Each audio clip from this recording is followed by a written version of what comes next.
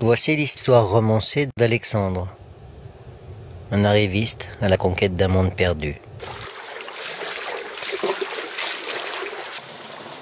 Alexandre était un scientifique, un aventurier, mais avant tout un conquérant dans l'âme, un colonisateur. Bercé dans son enfance par les films d'Indiana Jones, Alexandre entendit parler du Macaï. Il entreprit de séjourner quelques mois dans ce massif et foula des terres où personne n'était jamais allé.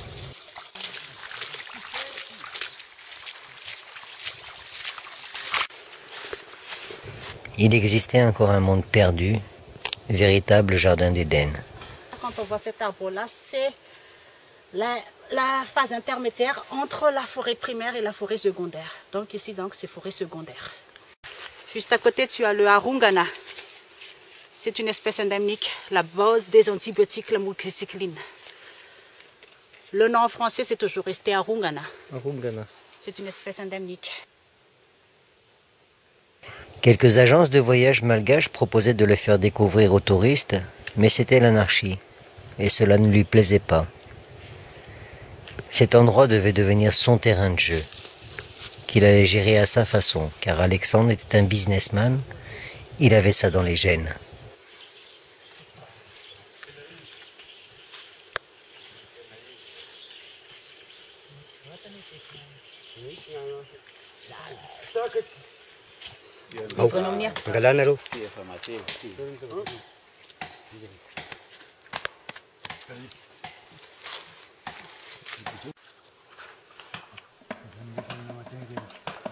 Il revint sur les lieux avec une équipe de scientifiques, étudiants, chercheurs, savants, pour les emmener dans ce monde perdu connu de lui seul, afin qu'ils puissent disséquer le cul des fourmis, prélever du sperme de lémurien, et fouler un sol où personne n'était jamais allé.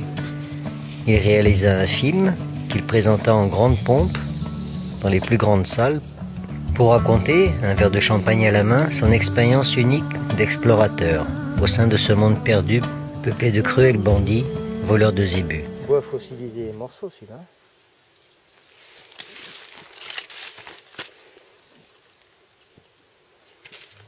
Piste 4x4 là, Philippe. Hein? L'assistance frétillait d'admiration. Alex le Bienheureux voulait son Disneyland à lui, avec des grottes, des cavernes, des lémuriens, des oiseaux, pour faire venir, moyennant finance, tous ses amis. Triés sur le volet, parmi les scientifiques, les étudiants et autres personnes respectables, afin qu'il ait le loisir de les emmener là où personne n'était jamais allé.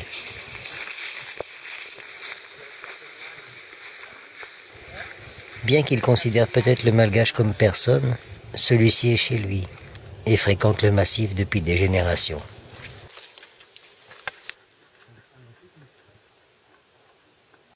Tanguine Sakalav. Ça coupe la circulation. Du sang. Oui, en quelques minutes. Hein. Si tu le prends là, la sève là.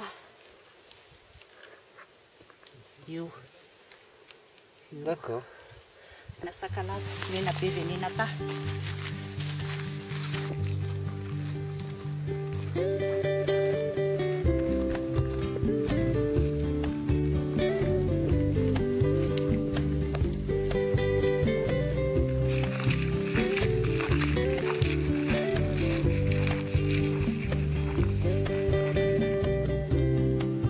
Pour ne plus être en concurrence avec les autres agences locales et monter un petit business tranquille, il fallait défendre une cause.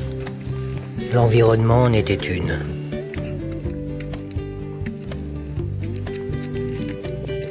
Avec l'aide des médias, les appuis politiques nécessaires et la charte environnementale internationale qui va avec, Alexandre manœuvra habilement pour s'approprier le Macaï et dicter sa volonté. Il était devenu le protecteur officiel de l'environnement. Alexandre était intouchable. C'était le roi du Macaï.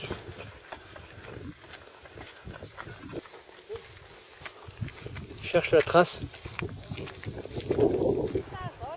C'est beau, hein? Là, c'est grand, là. Rivière Macaï au milieu des petits tétons, là-bas. Là, ici, au milieu, là. C'est pas Le loin. premier? Ah, là, t'expliques rien, là.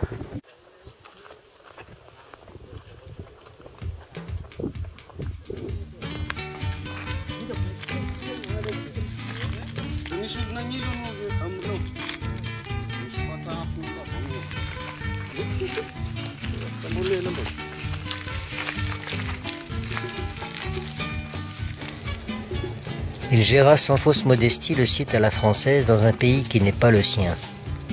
Il imposa une taxe de 10 € par jour et par personne aux agences de voyage locales pour gérer les déchets de leurs touristes. Ceux-ci étaient sales, irresponsables et ne savaient rien de la propreté. 10 € par jour et par personne pour gérer l'environnement? Quand on sait qu'un porteur est payé 3 € par jour, les agences locales ne seraient-elles pas en train de gérer les déchets d'Alexandre? Ou l'aider financièrement à s'installer?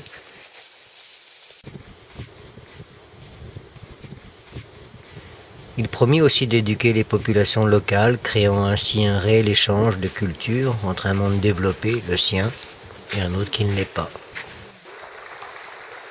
Canyon.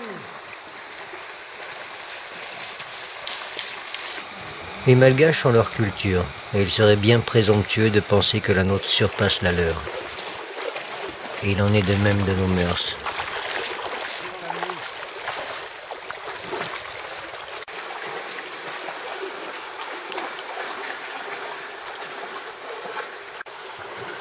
Mais rien ne se passe comme prévu à Madagascar.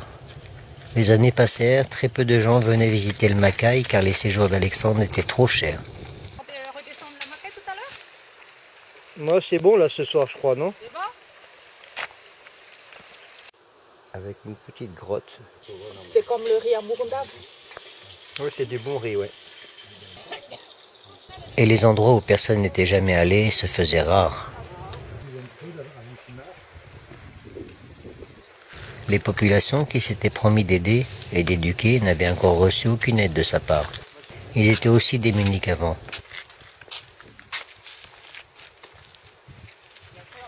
Son équipe l'abandonna, le calme revint sur le Macaï, les plantes moins stressées repoussèrent, les oiseaux réapparurent, les voleurs de zébus pouvaient réintégrer le massif.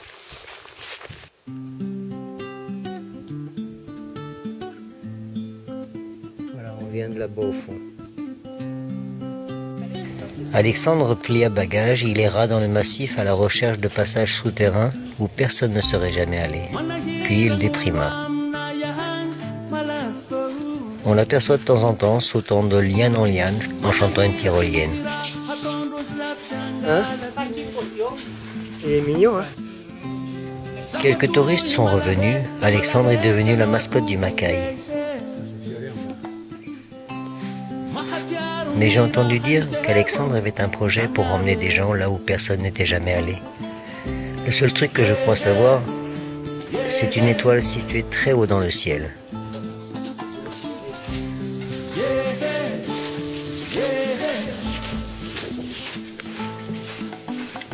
Il est bien que ce pays garde son identité, ses imperfections, son charme, ses couleurs, et qu'il ne devienne pas une machine à produire. Un pays que l'on vend à coups de slogans publicitaires, dans le but de vendre tout et n'importe quoi à n'importe qui. Modèle de nos sociétés formatées à l'occidentale.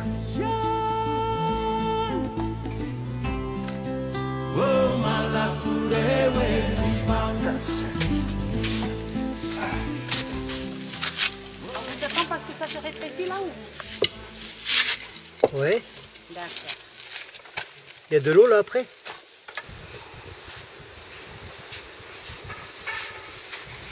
À vouloir révolutionner le monde, on a perdu notre liberté. Et on voudrait la faire perdre aux autres. Arrêtons de nous prendre pour des super-héros. Restons humbles, modestes et professionnels. On rentre dans le noir à fond là.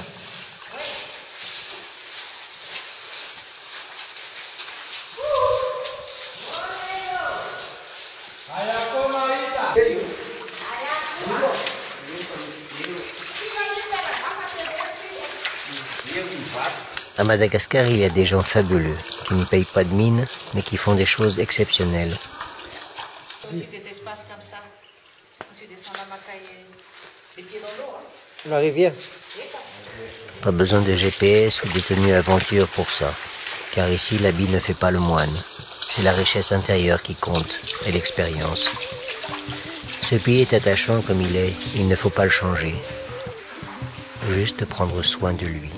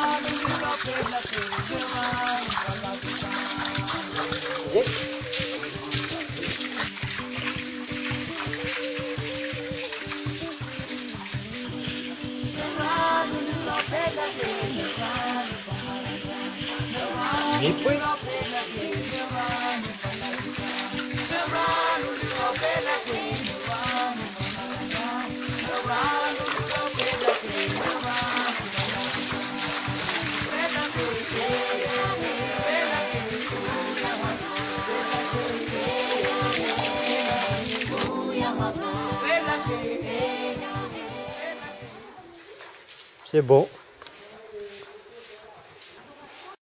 On a réussi à faire nos 7h30 de marche quand même encore aujourd'hui. Ah ouais. Génial.